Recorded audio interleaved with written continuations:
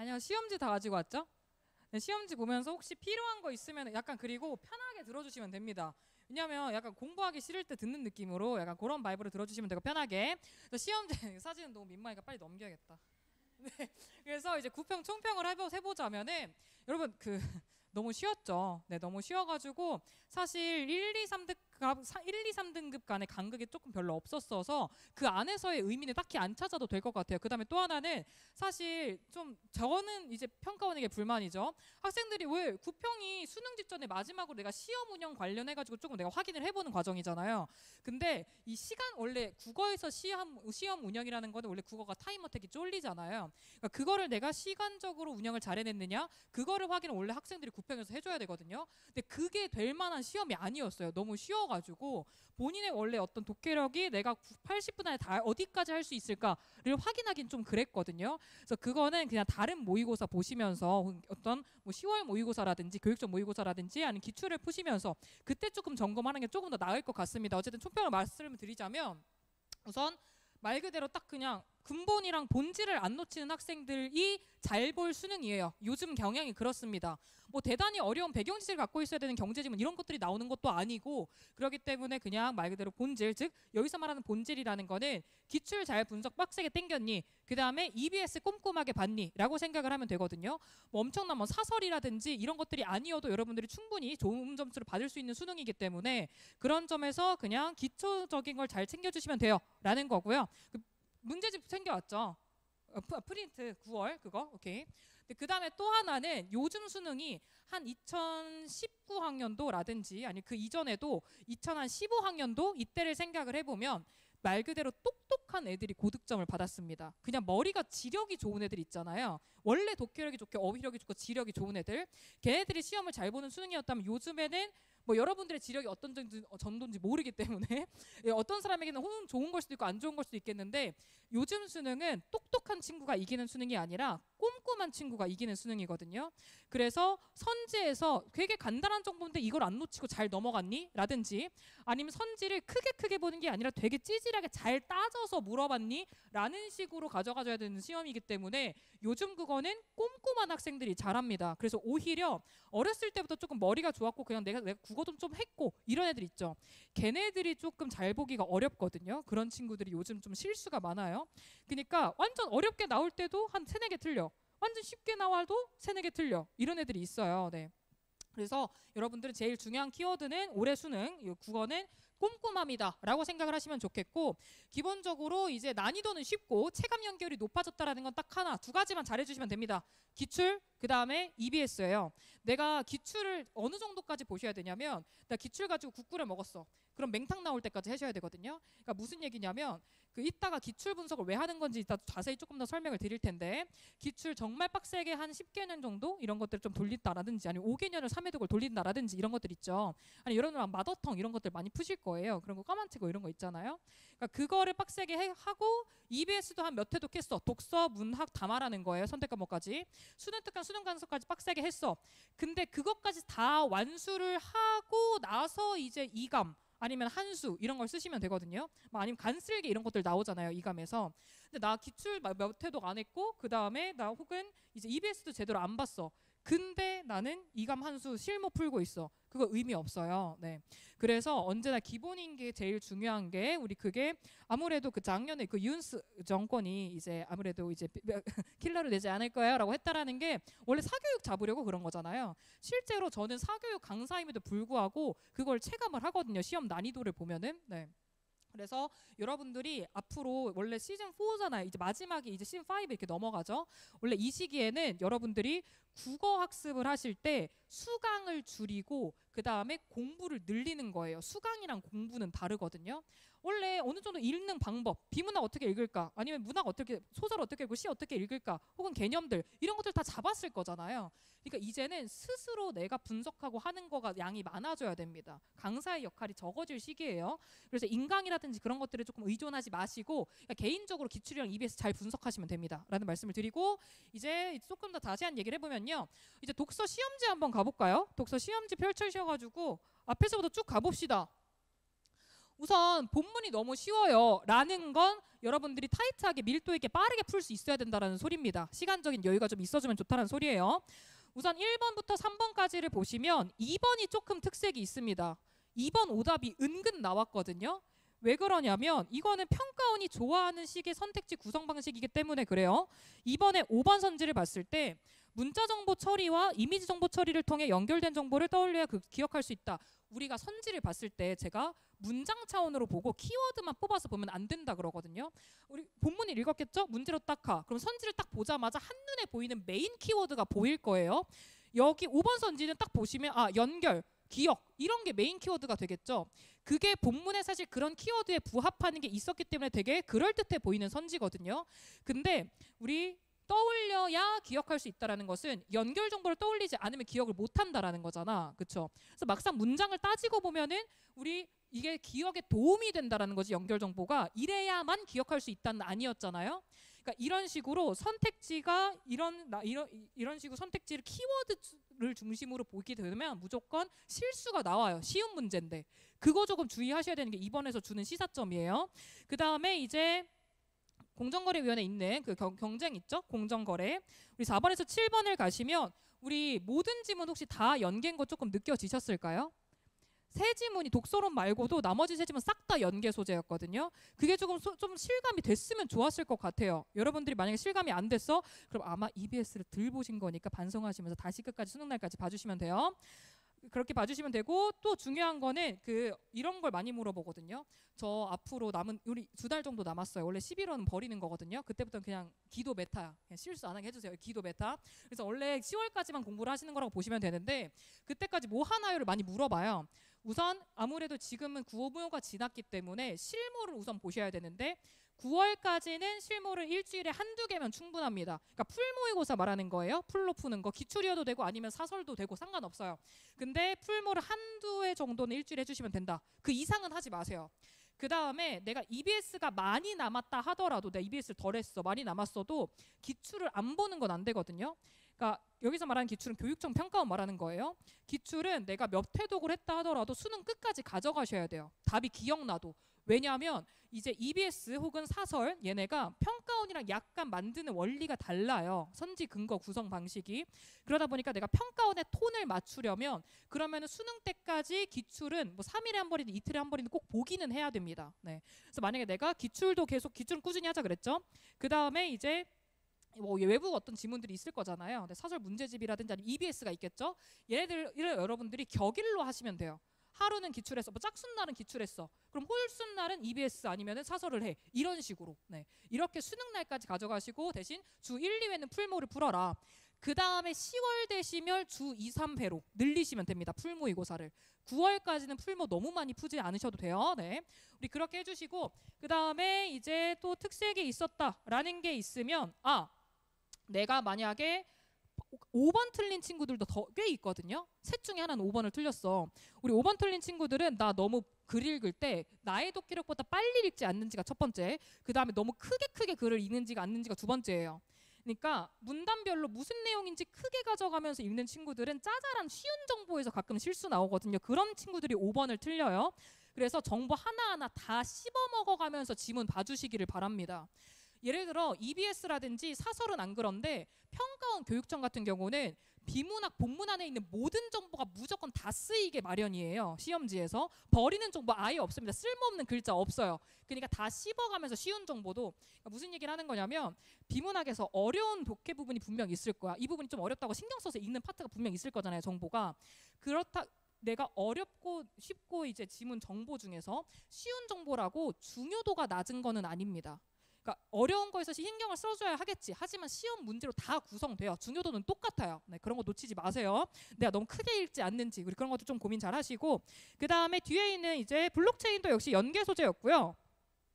10번 같은 요즘에 비문학이 본문이 쉽잖아요. 킬러를 배제한다고 했으니까 윤스 정권이 우리 그러기 때문에 어쩔 수 없어. 본문이 어렵지 않으니까 10번 같은 추론 문제에서 신경을 써갖고 평가원은 낼 수밖에 없거든요.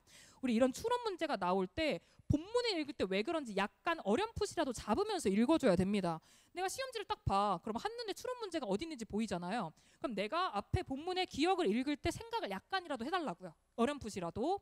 우리 그 다음에 이제 11번 같은 경우는 그냥 본문 좀 잘 읽어야 한다라는 소리겠죠. 이건 당연히 오답률이 높을 그런 유형이기 때문에.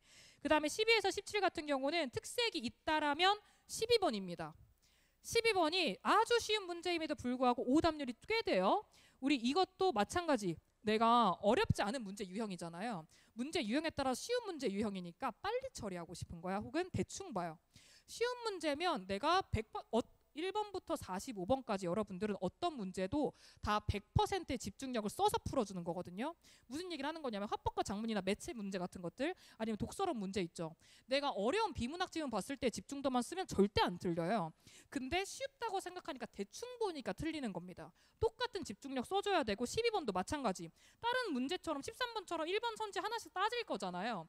근데 12번은 약간 문제 쉬우니까 그냥 크게 5선지를 한꺼번에 보는 거야. 크게. 그러면은 틀릴 수 있거든요. 12번 같은 게. 그래서 크게 보지 마시고 문장 차원에서 하나하나 다 씹으면서 선택지 봐주세요. 우리 그렇게 하는 게 이제 독서에서 드리고 싶은 말씀이었고요. 그 다음에 이제 문학에서 가시면 문학이 이렇게 쉽게 안 나올 겁니다. 문학이 요즘에 어떻게 출제가 되고 있냐면 본문이 어려워요. 그런 문제는 조금 간단해. 그런데 본문이 쉬워. 예를 들어 연계 작품 같은 것들 있죠. 그러면 선지가 개빡세거든요.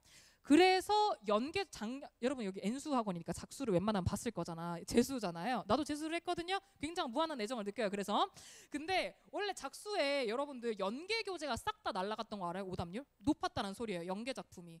내가 아는 작품이고 쉬운 작품이라고 생각을 하니까 본문을 대충 보는 거예요. 근데 우리는 본문을 이해를 못해서 틀리는 게 아니잖아. 비문학이 아니니까 문학은. 선지 그거를 못 잡아서 틀리는 거거든요. 근데 그러기 때문에 내가 아는 작품이어도 본문 제대로 정독하는 겁니다. 언제나 100% 원리는 그거예요. 정독이에요. 국어는. 근데 그런 점에서 이제 본문이 어려워 선지가 명확해. 본문이 쉬워. 그럼 선지가 빡세게 나왔거든요. 근데 이번이 쉬웠던 이유 선지가 너무 명확했어요. 31번을 제외하고. 네. 그런 점에서 31번 말고는 사실 별 어떤 그게 없었던 것 같아요. 특색이. 단 현대시 작품이 어렵거든요. 사실. 어려운데 백석 작품이 연계였으니까 익숙한 거지. 그 다음에 또 하나 혹시 내가 27번 같은 게 힘들었다. 반성 27, 24 이게 힘들었다. 반성하셔야 됩니다. 나 연계를 안 봤고요. 또 하나는 나 수필 너무 급하게 보는 거예요. 요즘에 수필이 고전시가 2개랑 나오든가 현대시 2개랑 나오잖아요. 그러니까 내가 시 풀 때의 속도랑 똑같이 수필을 읽고 싶나 봐요. 근데 수필이 조금 더 길잖아요. 그만큼 시간을 쓰는 게 맞습니다. 네, 볼륨을 똑같이 가져가지 마세요. 수필이 요즘에 어렵게 나와요. 자꾸 생각해봐. 이즈물 논함 생각해봐. 얼마나 계열받았어. 그쵸? 시험장에서. 그렇기 때문에 그럴 때 컴다운하고 그냥 천천히 보는 게 오히려 시간적으로 이득이에요. 왜? 빠르게 훑었다가 선택집은 어차피 발췌적으로 다시 다 읽어야 되거든요. 그럴 바에 그냥 한 번 읽을 때 제대로 읽는 게 훨씬 시간적으로 유리합니다. 그래서 한 번 정독할 때 100을 다 써서 읽으시고 80 한 다음에 정독 왔다 갔다 하는 게 더 누수가 많아요. 네. 우리 그렇게 해주시길 바라면서 이제 어차피 프린트 드렸으니까 이거는 그냥 보시면 되겠어요. 화작은 화법과 작문은 오답률이 높은 게 딱 하나입니다. 40번 정도가 조금 오답률이 높을 텐데 왜 그러냐? 화작이 우리 선택 과목 빨리 풀고 싶잖아요. 왜? 나 문학이랑 독서 하는데도 바빠. 그러니까 화작을 빨리 까고 싶거든요. 그러다 보니까 어떤 실수가 나오냐면 화작이 예를 들어 뭐 35, 36, 37 같은 문제야. 그런 같은 걸 빨리 풀 수 있겠죠? 근데 40번 같은 문제는 시간을 써야 되거든요. 화작에서 오답률이 높은 유형은 딱 하나입니다. 오래 시간이 걸릴 유형인데 마음이 급하니까 빨리 가고 싶은 거예요. 화작은 문제 문형 유형에 따라서 문학 유형에 따라서 그걸 조금 조절을 해주셔야 되거든요. 밀도를. 네. 속도 조절 조금 하셔서 유도리 있게 문제마다 좀 반응을 해주시는 게 필요하겠어요. 그 다음에 언매 같은 경우는 매체는 쉬웠습니다. 매체는 어렵지 않았을 것 같아요. 근데 35, 36이 어려웠는데 언매 선택자들에게 말씀을 드리면 언매 개념 몰라서 틀리는 거 아니거든요. 예를 들어 어근과 접사 몰라? 알아요. 그 다음 우리 이번에 지문형 35, 36 오답률 높았는데 지문에 나와 있는 정보는 완전 기본 개념이었거든요. 품사 누가 몰라? 다 알아요. 관형사가 뭐야? 부사가 뭐야? 명사가 뭐야? 다 대답합니다. 근데 문제는 문제에 나와 있는 예시를 그 개념이랑 연결을 못하는 거잖아요. 문법은 개념 1회독, 2회독 제대로 안 해갖고 틀리는 거 아닙니다. 우리가 우리말 중에 있는 모든 단어를 다 알고 살아가는 게 아니잖아요. 모든 표현을. 그러다 보니까 예시를 연결을 못해서 틀리는 거거든요. 앞으로 문법 공부를 어떻게 하셔야 되냐면 문법 공부에는 완성이 없어요. 문법은 완성이 없거든요. 무슨 얘기? 나 고정 1등급이고 문법 거의 안 틀리는데요. 엄매 거의 안 틀리는데요. 해. 걔네들한테도 1000문제 던지면 100문제는 틀려요. 혹은 10문제는 틀리겠지. 50문제는 틀리고. 그렇기 때문에 완성은 없게 교수님한테 던져도 틀릴걸요. 아마. 네. 그렇기 때문에 뭘 하셔야 되냐면 꾸준히 문제는 푸셔야 됩니다.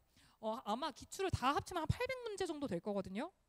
그런 게 우리 원래 문법은 한 문제 푼다 한 1, 2분이면 되잖아. 100문제를 풀 때 한 2시간이면 되는 거거든요. 일주일에 그 정도는 풀 수 있지 않아요? 문법에 이 2시간 정도는 쓸 수 있지 않아요? 근데 단 문제를 풀 때 어떻게 해줄 거냐면 앞으로 문제를 풀 때 이제 객관식이니까 1번부터 5번까지 있을 때 판단한 다음에 정답 고르고 넘어가겠지. 그다음에 채점에 만약에 틀렸어? 그럼 고치고 넘어가겠지가 아니고 뭘 해주면 되냐면 내가 정답을 고르는 데 필요한 분석이 있을 거고요. 그건 문제 풀이겠죠? 그거 말고 그 이상의 분석을 해줬으면 좋겠어요. 무슨 얘기냐? 예를 들어 이게 문장 차원의 문제야. 우리 엄매에 어디 펼치시면 되냐면 한번 39번 볼까요? 문법의 마지막 문제. 39번 봤을 때 우리 안긴절 한번 이거는 안긴절 그다음에 부정부사 그다음에 과거 이거 찾으면 되잖아요.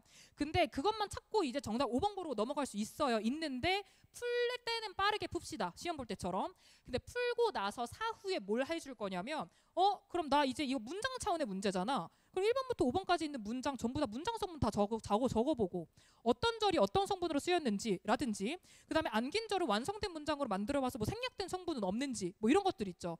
우리 그런 것들 고려해 볼 수 있잖아요. 그러니까 즉 정답을 고를 때 필요한 분석 말고 그 이상의 분석을 문제 하나마다 해주시면 분명 모르는 예시 하나씩은 나옵니다. 그래서 우리 그거를 오답 노트처럼 그 예시를 잡아주시면 돼요. 괜찮겠죠?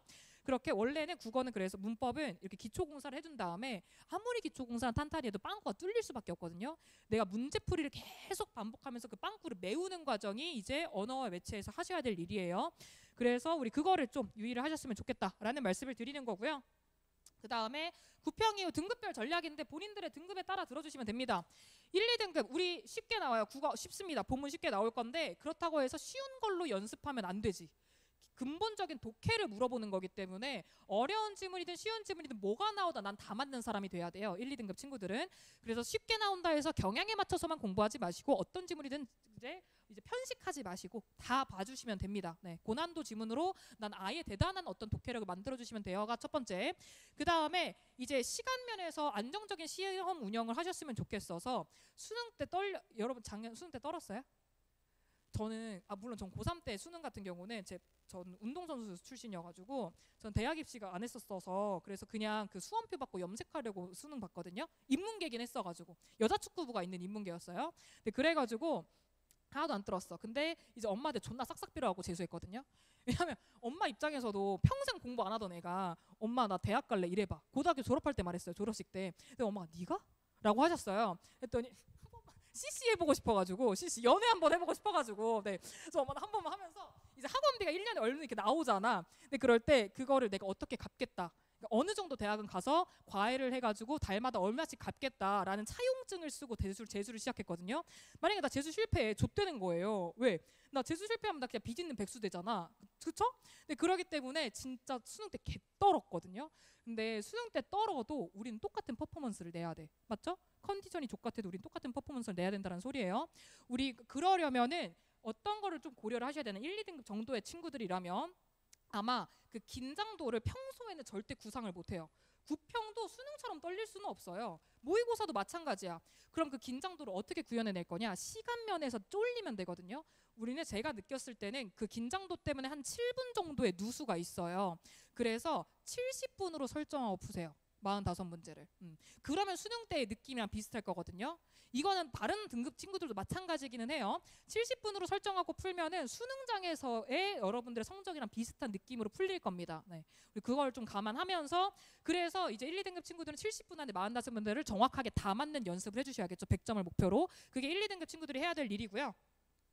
아마 이번 시험에서는 90점대 정도까지는 아마 그런 연습을 해주셔도 좋을 것 같아요. 네. 그 다음에 이제 3, 4등급 친구 같은 경우는 분명히 약점이 있어. 본인한테. 나한테 약한 지문 제재가 있든지 나 과학기술 존나 못해 아니 법을 못해 이런 게 있을 것 아니에요? 아니면은 난 고전 시간만 나오면 씨발 안 읽혀 이런 게 분명히 있을 거야. 하나씩 약점이. 그 약점을 보완해서 약점이 없는 상태로 상위권 그러니까 그것만 보완하면 상위권이 되거든요. 그래서 본인의 약점을 잘 진단해 보신 다음에 약점을 조지면 됩니다. 내가 원래 했던 게 뭐 예를 들어 내가 하루에 문학 5지문 그다음에 독서 5지문 정도 풀었어. 내가 근데 약점이 고전소설이야. 그럼 플러스 알파로 고전소설 2지문 껴서 문학 7지문 뭐 독서 5지문 이런 식으로 그러니까 플러스 알파로 본인의 약점을 더 추가로 껴주시면 돼요. 네. 우리 그다음에 당연히 기출이랑 EBS 다시 계속 봐주는 게 굉장히 중요하고 기출분석법은 이따 뒤에서 자세히 설명드릴게요. 3, 4등급 정도면은 원래 난이도 이번 구평 난이도 말고요. 원래 난이도면 80분 안에 45문제 못 푸는 게 정상입니다. 내가 80분 안에 45문제를 다 풀려고 집착하지 마시고요. 물론 1, 2등급은 다 풀어야겠죠. 집착하지 마시고 본지문을 다 맞는다의 느낌이어야 돼요. 내가 다 풀겠다고 다 푸는 실력이 아닌데 다 풀겠다고 80%의 집중력만 써가지고 빠르게 훑었어. 그래갖고 모든 지문에서 하나씩 틀리는 것보다 한 지문 아싸리 날리는 게 훨씬 점수가 잘 나와요. 네. 그렇기 때문에 나 한 지문 안 봐도 돼. 그러니까 나머지는 다 맞자. 그럼 오히려 마음에 여유가 생겨서 되게 잘 풀릴 거거든요. 그래서 정답률에 신경 쓰시는 거예요. 시간 줄이려고 하지 마시고. 시간이라는 게 기본적으로 시간 부족, 국어는 시간 부족을 되게 많이 토로를 해요. 시간 단축하고 싶다고. 내가 실력이 독해력이 좋아져서 알아서 빨라질 수는 있는데요. 빨라지는 빨리 푸는 방법 따위는 없거든요. 근데 그렇기 때문에 그냥 정답률에 집중하셔가지고 학습을 하시는 게 맞습니다. 그리고 독해력이 남은 69일 동안 막 굉장히 빨라지거나 좋아지지 못하거든요. 그렇죠? 그렇기 때문에 맞추는 거에 집착하세요. 푼 거를. 그 다음에 이제 5등급 이하다의 케이스는 우선 개인적으로는 아마 독서가 힘들 겁니다. 5등급 이하면 그냥 문학이랑 선택 과목에 집중을 해서 그거를 다 맞는 게 더 나아요. 네, 이거는 현실로 그냥 지금 3월이 아니니까 9월이니까 현실적으로 문학이랑 선택 과목에 집중하는 게 낫고요. 그 다음에 기본적으로 문학 개념 이런 것들 조금 정립 잘 하시고 하는 게 필요하겠습니다. 그 다음에 이제 국어공부법이라고 되어 있는데 뭐 이런 것들은 사실 방금 드린 내용이랑 다 일맥상통하는 내용이어서 그냥 기출 EBS 제발. 그 다음에 시험 시간보다는 정답률이 더 중요해요. 그거는 원래 그거를 신경을 쓰다 보면 알아서 실력이 좋아지면 속도는 알아서 80분 안에 풀게 됩니다. 그렇게 생각해 주시고 그다음에 이게 진짜 중요한데 7번이 제일 중요해요. 제가 아까 말했죠. 저 진짜 차용증 쓰고 재수해서 만약에 조지면 좆됐다고. 네. 근데 그래서 어떻게 그 이제 되게 떨렸거든요. 달달달 떨었어. 달 떤 와중에 그 알죠? 그 여성고사장, 남성고사장이 수능에 따로 있잖아요. 근데 여성 그 알 거 혹시 남학생 친구는 알 거예요. 그 머리를 깎아 밀어본 적 없으시죠? 저도 없거든요. 깎아 밀어본 적 있으세요? 아기 때? 있죠. 깎아머리 한 번은 하잖아 남자애들. 그쵸? 머리를 빡빡 밀잖아요. 그럼 약간 그 버석버석 소리가 나거든요. 그러니까 뭔지 알아? 긁적긁적이 실제로 소리가 나요. 네. 근데 그 문제가 뭐냐면 여성고사장이었죠. 상상도 못했는데 그 앞자리 분이 그 가끔 공부하겠다고 머리 미는 사람들 있어요. 그런 분이었거든요. 뭔가 안 풀릴 때마다 계속 그 버석버석 소리가 너무 나는 거야. 근데 난 웃기잖아. 그러면 웃기잖아. 약간 저 집중이 안 되거든요. 근데 그렇게 내가 고사장에서 옆에 사람이 다리를 떨 수도 있고 아니면은 뭐 계속 기침을 할 수도 있고 아니면 내가 아플 수도 있어요. 그러니까 이건 사실 운이잖아요. 대학 입시라는 게 사실 운이 존재하거든요. 어쩔 수 없이 실력만 있는 건 아니죠. 근데 내가 그렇게 그날 컨디션이 족같아도 똑같은 퍼포먼스를 내야 된다고 말씀을 드렸잖아요. 그러려면은 여러분들의 마음가짐이나 마인드 세팅이나 몸을 그러니까 건강 상태를 컨디션을 믿지 마시고 나의 습관을 믿으면 되거든요. 예를 들어 내가 그런 거 있죠. 막 꼭 수능 때 평소에 그런 실수 안 하다가 옳지 않은 것 골라야 되는데 옳은 것 골랐어요. 이런 애들 있거든요. 우리 이런 건 다 손으로 만드는 습관에서 실수가 나오냐 안 나오냐가 갈립니다. 몸으로 만들어야 돼요. 우리 어렸을 때 자전거 타는 거 한번 배워두면 그럼 한 10년 만에 타도 자전거 탈 수 있거든요. 물에 한번 뛰는 거 뜨는 거 배우면은 평생 물에서 뜨어서 살 수 있어요. 똑같이 손으로 만든 몸이 익히면 내가 떨려도 퍼포먼스를 할 때 똑같이 나옵니다. 출력이 돼요. 무슨 얘기? 우리 옳지 않은 것 있잖아. 우리 아는 것에 뭐 이렇게 표시를 한다라든지 아니 동그라미 한다든지 이런 습관 아니면 선택지 우리 선택지 끊어 읽자 그러잖아요. 아마 한솔이는 제 수업 이 친구 제 수업을 계속 듣고 있어서 아마 이 얘기를 한 1000번 들었을 거예요. 네. 선택지가 이렇게 쭉 있어. 길든 짧든 한 문장이거든요. 그렇죠? 이렇게 있을 때 선택지 끊어 읽어라 얘기 많이 하잖아. 왜? 여기 맞아 한 다음에 이게 청정 동그라미 아니잖아요. 여기 맞고 여기 맞아도 연결 지점 아니면 틀린 선택지 되는 거거든요. 그렇죠? 그게 31번이었잖아요. 31번이 딱 이런 식으로 2번이 틀린 선지였던 거예요. 근데 그런 점에서 우리 이거 내가 마음속으로 끊어 읽자 하고 그냥 머릿속으로만 끊어 읽은 다음에 아니네. 이렇게 가는 거 그거 제대로 안 됩니다. 내 사고 과정이 이렇게 몸으로 움직이면서 출력이 돼야 돼요. 그래야지 떨려도 똑같이 그걸 내가 끊어 읽는 사람이 돼요. 마음가진 대로 되면은 누가 대학 못 가고 누가 다이어트 실패해. 그렇죠? 그렇기 때문에 여러분들의 마음가짐과 여러분들의 의지를 믿지 마시고 몸으로 만든 습관을 믿는 게 맞습니다. 그래서 우리 이렇게 나의 사고 과정 흔적 남는 거 있죠? 제일 열받는 게 시험지 되게 깨끗하고 정답만 이렇게 골라져 있는 애들 알아요? 열받아 죽을 것 같아. 네, 되게 깨끗하게 푸는 애들이 있어요. 아니면은 되게 쿨하게 이렇게 하는 애들 있죠? 제발 끊어읽기 이거 손 움직인다고 시간 더 걸리는 것도 아니거든요. 네, 그러니까 제발 이런 것들 손 움직여주세요라는 말씀을 드리면서 그다음에 다음 문단 가면 기출분석법 이건 기출분석뿐만 아니라 EBS 기출을 위주로 해달라 그랬죠. 근데 그것뿐만 아니라 사설도 마찬가지입니다. 내가 뭔가 문제를 풀었어. 그러면은 틀렸네, 고쳤네, 끝 아닙니다. 어떻게 갈 거냐면요. 우리가 기출 N 회독을 계속 하라 그러잖아요. 제가 기출은 수능 때까지 봐야 된다고 말씀드렸죠. 하다 보면 정답이 기억나거든요. 특히 틀렸던 문제는 더 기억나. 아시죠? 근데 나는 1번부터 5번 중에 정답인 선지가 뭔지를 골라내는 걸 하라고 기출 N 회독을 하라는 게 아닙니다. 정답을 고르라고 하는 게 아니라 기출 N 회독을 통해서 내가 정답 맞췄어. 맞은 문제야. 근데 내가 근거를 잘못 생각했는데 운이 좋아서 객관식이어서 맞았을 수도 있잖아요. 그렇죠? 그 근거가 출제자가 요구하는 즉 해설지에 있는 것과 부합하는지 그거를 빡세게 해달라고 하는 거거든요. 또 하나는 그런 거 있어. 막 선택지에 뭐 서술자가 바뀌면서 서술자가 변화하면서 이런 게 돼. 그럼 무조건 99% 틀린 선지 아니에요? 웬만하면 서술자 안 변하니까. 그러니까 내가 기출 N 회독을 쭉 하다 보면 선지 이런 표현이 있어? 그럼 웬만하면 아닐 텐데 의 정도까지 감이 올 때까지 기출 분석을 해줘야 된다는 얘기거든요. 정답을 맞추기 위해서 기출 N 회독을 하라는 게 아니에요. 정답 기억날 수도 있어요. 그걸 원하는 게 아니라 내가 머릿속에 사고를 제대로 했는지를 점검 조금 메타적으로 해달라는 말씀을 드리는 겁니다. 우리 그렇게 해서 이제 어떻게 갈 거냐면 문제를 푸실 때 뭘 할 거냐 계속해서 사실 내신이 아니니까 그리고 또 요즘에는 비문학 본문 별로 안 어렵고요. 그다음에 문학을 누가 본문 줄거리 내용 몰라고 틀리는 건 아니잖아요. 그렇죠?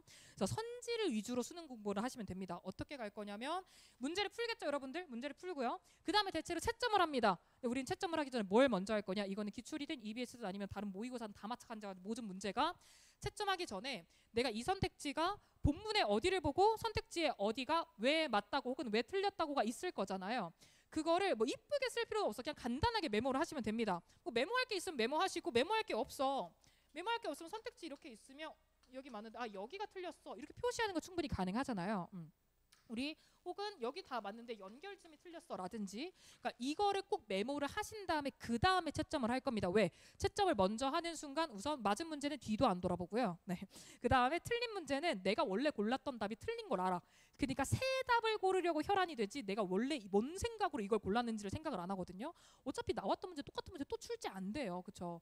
본문이 또 출제될 수는 있지만 문제가 또 출제되지는 않잖아요. 그런 점에서 계속 사고 과정을 점검하는 과정을 거치셔야 돼요. 구공부를 하실 때는. 우리 그 다음에 오답 이제 채점에서 틀렸어 그럼 오답풀이 할 때도 똑같아. 반복하시면 됩니다. 그걸 꼭 해설지랑 비교를 해야지 내가 제대로 근거를 잡고 했는지를 가져가시겠죠? 라고 해서 확인하시면 되겠고요. 그 다음에 사실 뭐 독서공부법이야 다 사실 설명을 방금 드려서 그냥 독서공부는 딱 하나만 주의하시면 됩니다. 문학이랑 독서가 뭐가 다르냐면 독서는 문제 유형 때문에 틀리는 게 아니라 본문 독해가 덜 됐으니까 틀리는 거거든요. 딱 하나예요. 그래서 오답 고치실 때 틀렸냐고 그 선택지에 대한 거를 왔다 갔다 하면서 본문에서 발췌해서 찾으려고 하지 마시고 본문을 다시 읽으면서 고쳐주셔야 돼요. 내가 읽을 때 뭔 생각을 못했나 이걸 생각하시면서 본문을 다시 읽으면서 고쳐주시는 거. 그 다음에 이제 그리고 와리가리 덜 치는 게 잘하는 사람입니다. 처음 정독했을 때 100% 이해되는 게 베스트예요. 네, 와리가리 안 칠 수는 없겠지만 시선 왔다 갔다 덜 하는 게 독해가 잘 된 거다라는 확인하시고 우리 문학 같은 경우는 우선 선택지를 판단할 때 이런 질문 많죠. 이게 어떻게 이렇게 해석돼요? 라고 하거든요. 맞는 선지인데 근데 기본적으로 평가원에 원래 문학이라는 게 뭐예요? 한 작품을 100명한테 던져. 그럼 100개의 감상이 돌아오는 게 원래 문학의 정의잖아요. 그래서 평가원도 사실 우리 문학에는 선택지 보면 해석의 영역이 들어가 있잖아요. 선택지에. 이게 타당한지를 판단하는 거지 옳고 그른지를 판단하는 게 아닙니다. 그러니까 이 선택지가 본문이랑 연결을 해봤을 때 충돌 지점이 없어. 그럼 이런 해석이 응스럽다가도 괜찮은 타당한 해석이 되는 거고요. 아무리 그럴듯하다 하더라도 충돌 지점이 요만큼이라도 있어. 예를 들어 그냥 단순히 나열로 그냥 본문에 돼 있던 거를 인과로 묶고 있다라든지 그럼 그건 틀린 해석이 되는 겁니다. 그렇기 때문에 평가원이 구성을 할 때 옳고 그름으로 구성을 하지 않아요. 문학은 이제 옳고 그름이 아니라 타당한지에 따라서 되기 때문에 우리 그렇게 마인드셋을 문학 풀 때는 바꿔줘야 돼요. 비문학이랑 약간 달라요. 그 다음에 이제 문학이 아마 이것보다 이번 구평보다 비문학이 한 지문 정도는 이번에는 중하 정도였다면 하나는 상 정도의 난이도가 나와야겠고요. 이 정도 이렇게 내봐 평가원장 사죄합니다. 무릎 꿇어야 돼요. 그렇기 때문에 이렇게 출제 안 될 거고 비문학은 하나 정도 어려울 것 같고요. 문학은 선지가 이제 육모 이런 것처럼 조금 더 선지근거가 빡셀 거예요. 그렇기 때문에 문학이 조금 더 어렵다. 예년 기출 뭐 18학년도 19학년도 때보다는 비문학은 쉬워지고 문학은 어려워졌다는 느낌으로 접근을 하셔가지고 문학 공부를 조금 더 빡세게 할 필요가 조금은 있겠다라는 말씀을 드리고요. 그리고 이게 정말 중요한데 문학은 연계가 확 느껴지다 보니까 연계 빡세게 하시죠. 네, 빡세게 하시는 거 좋은데 문제는 막 주제 외우고 줄거리 외우고 여기에 무슨 표현 방법 쓰였고 이런 것들 외우는 친구들이 있거든요. 저 개인적으로 아주 추천하지 않습니다. 그러니까 강의도 그렇게 구성되는 강의가 많기는 해요. 근데 추천하지 않는 이유가 왜 그러냐면 내신이 아니잖아요. 그렇기 때문에 어떻게 되냐? 내가 이 작품을 아는 작품이야. 그다음에 빡세게 뭐 암기도 하고 이게 무슨 상징인지까지 다 외웠어. 근데 그러면 나한테 이 작품에 대한 선입견이 생기거든요. 그래서 내가 갖고 있던 그 선입견에 있던 그 범주 안에 있는 키워드가 들어가 있으면 타당성, 즉 본문과의 충돌 지점을 따지지도 않고 그 선택지를 맞다고 예단해버리고요. 만약에 내가 갖고 있던 어떤 그 범주 안에 없는 표현이 키워드 선택지에 나와 있어. 그러면은 이거 아닌데? 하고 해버리는 거예요. 근데 여러분 시험의 근거는 선택지의 근거는 시험지에 있지 여러분한테 없거든요. 그렇기 때문에 암기하는 식으로 하지 마시고 그냥 기출 그 EBS 교재 있죠. 연계 교재. 기출 분석법 알려드렸죠. 그냥 똑같이 하시면 돼요. 선지 근거 잡아가면서. 네. 우리 그렇게 해주시는 게 정말 중요하다라는 말씀을 드리는 거고요. 그다음에 엄매 그냥 언어 계속 반복해서 문제 푸시라는 거 하나. 그다음에 시간 단축은 매체에서 못합니다. 매체에서 빨리 가려는 순간 틀려요. 실수 나오기 때문에 문법 공부를 빡세게 하셔가지고 내가 아는 개념이면 빠르게 고르고 넘어갈 수 있는데 내가 아는 개념이 아니면 되게 고민해야 되잖아요. 본문도 오래 읽어야 되고. 그래서 그냥 문법 공부 빡세게 하시는 거에서 시간 단축하시는 겁니다.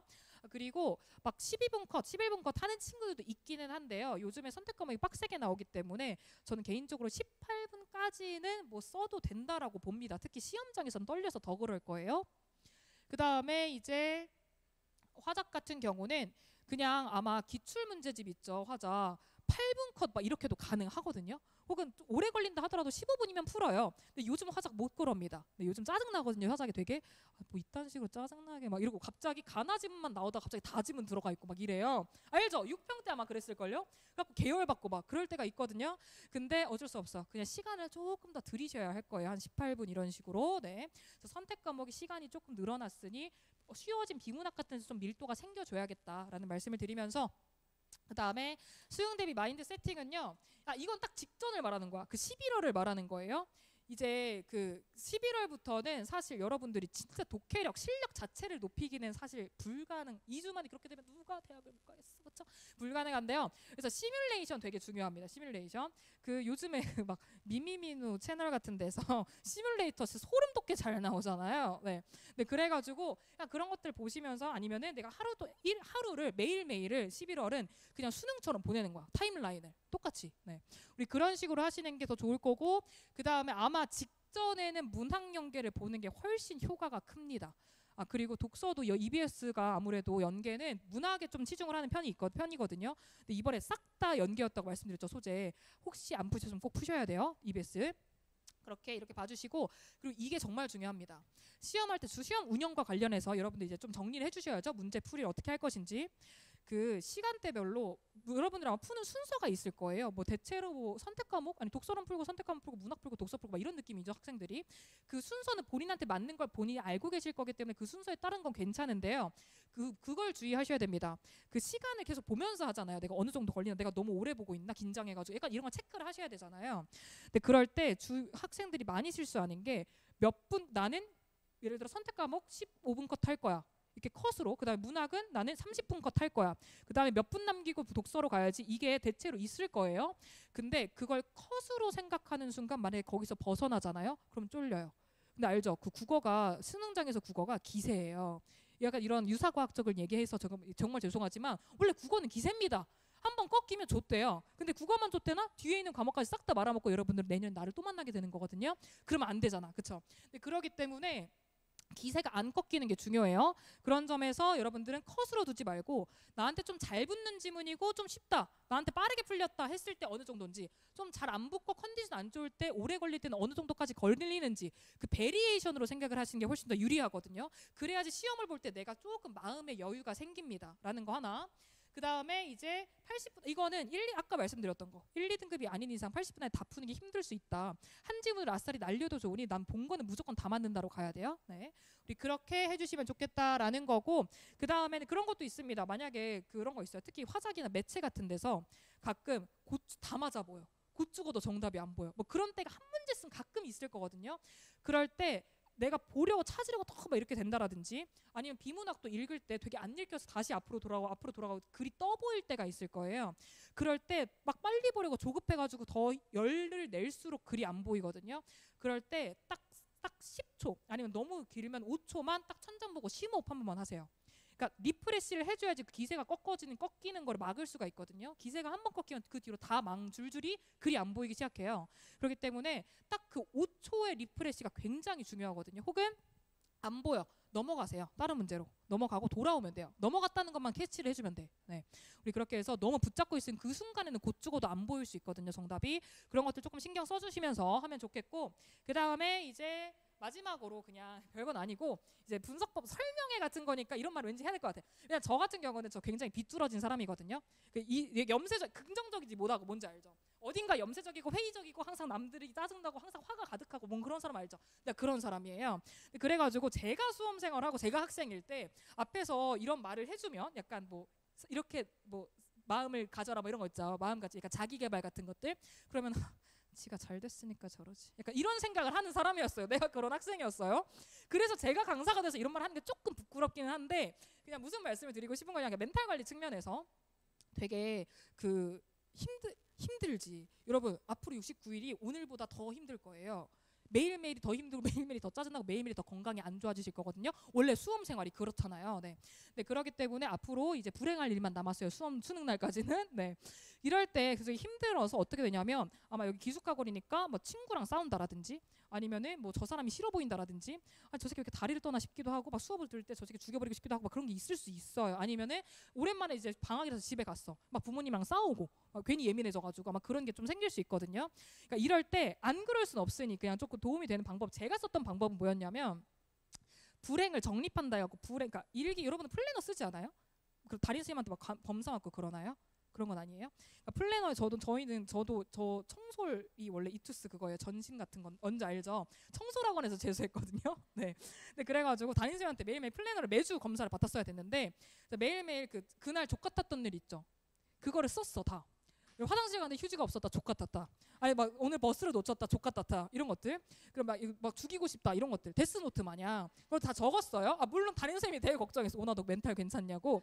근데 그걸 제가 왜 적었냐면, 그걸 모아서 그거를 표출하는 게 아니라, 오케이, 나 이거 점수로 돌려받을 거야 수능날 이라고 생각을 했거든요. 그럼 나중에 약간 맛이 가서 어떻게 되냐면 자빠지잖아요. 아, 3점 올랐어. 그러니까 이렇게 돼요. 네. 그래서 혹시 힘든 게 있으면은 그걸 좀 정립을 해서, 원래 인생사 세용지마라고 총량의 법칙 그런 거 있잖아요. 젊은 날 술 때려 먹으면 간 망가져 나중에 술 못 먹잖아. 그런 거랑 비슷한 거라고 보시면 돼요. 네. 그래서 불행을 쌓으셔서 그만큼을 점수로 좋은 행운으로 받겠다라는 식으로 생각을 하면 조금 괜찮아지고요. 또 하나는 공부 진짜 더럽게 하기 싫은 날이 분명 있어. 이럴 때는 본인의 동인, 그 행동 요인 있죠? 동인을 좀 찾아줘야 되거든요. 크게 그 동인은 두 가지가 있겠지. 긍정동인이랑 부정동인이 있다고 보면 되거든요. 긍정동인은 그런 거 있죠. 막 난 이 학교를 꼭 가고 싶다. 막 그런 거 찾아보는 거지. 아카라카 입실렌티 뭐 이런 거 찾아보는 거지. 연고전, 고연전 이런 것들.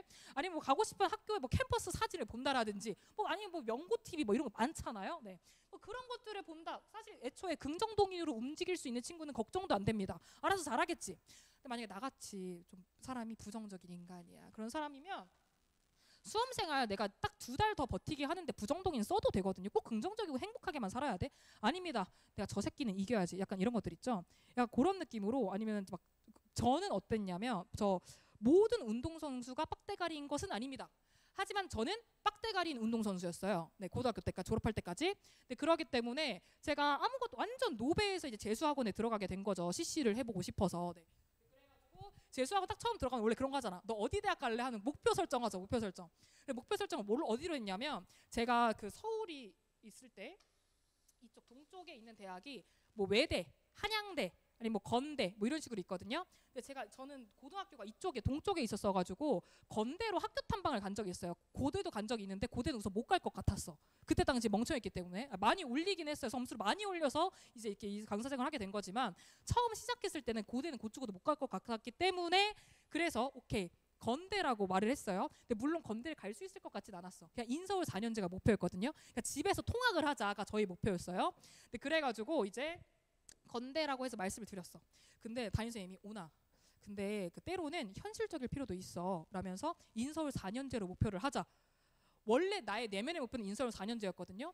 근데 이걸 남이 그렇게 말하니까 꼴 받는 거야. 네. 그래가지고 선생님 저 스카이 갈 건데요? 이렇게 된 거예요. 약간 자존심 뭔지 알죠? 남이 슬슬 긁을 때마다 내가 저 새끼 보는 저런다 약간 이런 느낌 있죠? 그런 느낌으로 수험생활을 버텼던 것 같거든요. 끝까지. 그래서 긍정 동인이든 부정 동인이든 그냥 본인이 버틸 힘만 찾으면 돼요. 네. 그래서 아니 그런 것들 있잖아. 뭐 학교 다닐 때 싸웠던 친구가 나 뭐 좋은 학교를 갔다 뭐 이런 것들 내가 쟤보단 잘 가야지 뭐 이런 게 분명 있을 거라고. 네. 그리고 모든 설정을 하시기만 하면 된다. 버티는 딱 2달만 버티면 돼요. 네. 그 다음에 이제 인간관계와 관련해서는 싸울 일 많다 그랬죠. 그냥 그 다음에 제일 중요한 거 연애하지 마세요.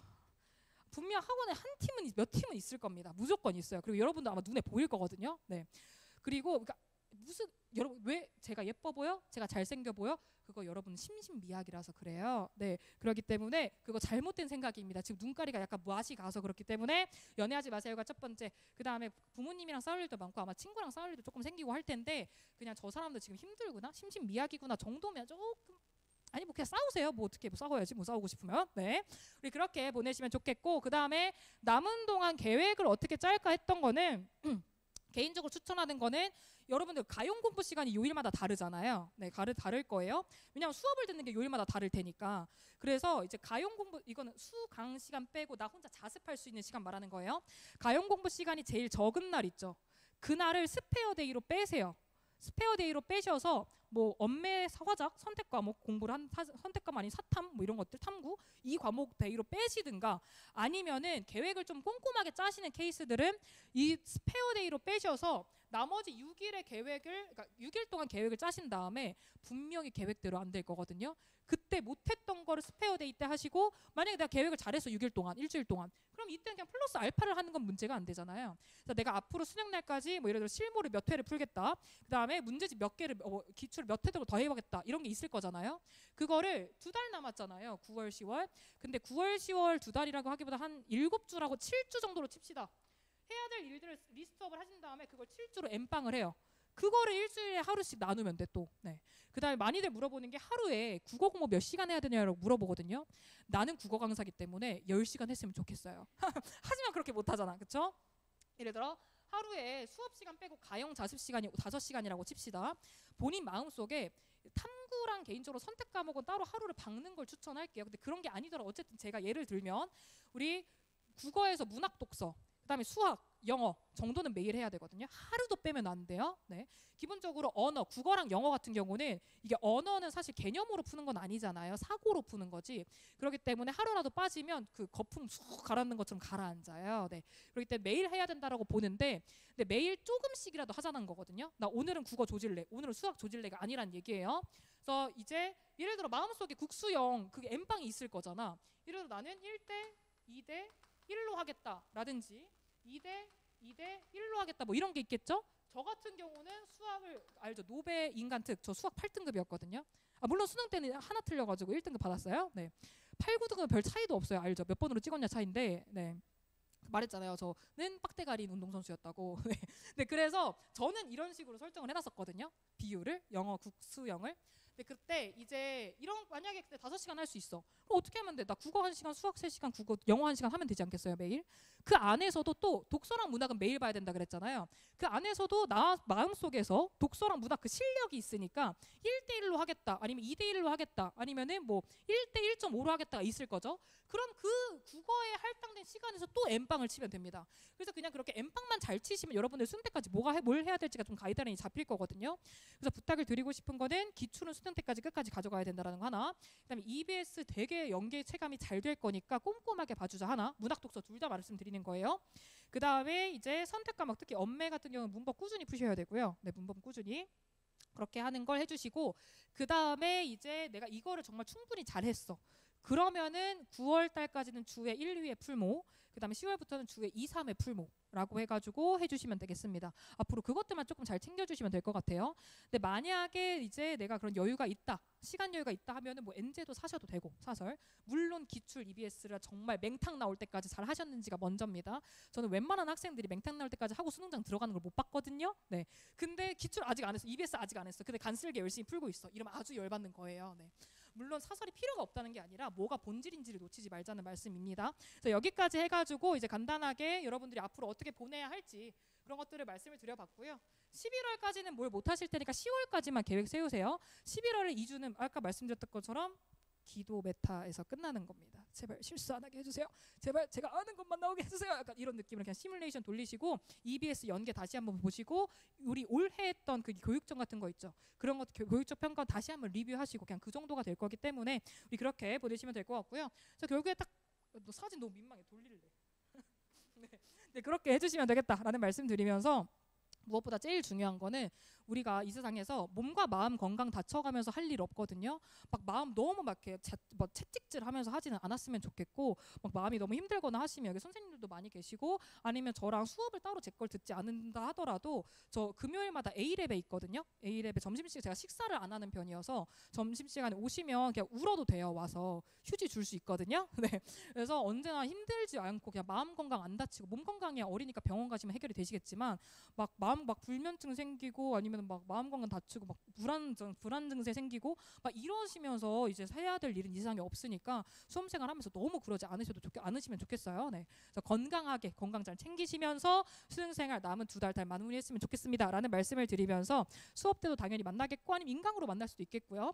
혹은 이제 뭐 언젠가 기억이 나신다면 수능이 끝나고 대학 입시를 잘 마치신 다음에 혹여나 내 생각이 나시거든 이제 기숙에서 만났던 누굽니다 하면서 연락 주시면 우리 그 낙으로 살아가고 있거든요. 어디 갔어요? 이런 것들 저 그 낙으로 살아가요. 그리고 제가 이제 동네는 고대 쪽에서 자랐고요. 그래서 고대 외대 이제 또 어디 뭐 있지? 시립대 이쪽 묶여 있고 그리고 바로 밑이 건대 한양대가 다 묶여 있기 때문에 그쪽 맛집 라인으로 잘 알고 있습니다. 리스트업 해드릴 수 있고요. 그다음에 제가 라디오 DJ를 2년 정도 했는데 그때 관악구에서 했어서 서울대 입구 쪽에서도 가능합니다. 네, 그래서 리스트업 해드릴게요. 연락 주세요. 그다음에 무엇보다 저는 신촌에서 대학생활을 했기 때문에 연희용서 그 신촌, 홍대, 연남동 이쪽 아싸리 잘 맛집 리스트업 가능합니다. 네, 그래서 언제나 붙으시고 좋은 학교 가게 되시면 원하는 결과 얻게 되시면 꼭 연락 주세요라는 말씀을 드리면서 네, 여기까지 들어주셔서 너무 고맙고요. 구평분들 고생 많았고 구평 결과에 그러니까 구평에서 뽑아내야 될 의미는 있습니다. 나의 약점이 뭔지 잡아주시면 되는데 그러니까 구평 자체의 의미는 있어요. 근데 구평 결과에 의미 부여하지 마세요. 잘 봐도 만족할 이유 전혀 없는 시험이었던 건 잘 알고 계실 거고요. 못 봤다고 내가 이걸로 대학 가는 것도 아닌데 그냥 앞으로 2달 2달 잘 챙기시면 되는 겁니다. 그래서 사랑합니다라는 말씀을 드리면서 모두 건강 잘 챙기시고 우리는 그러면 다음 주에 보도록 할게요. 모두 행복하세요.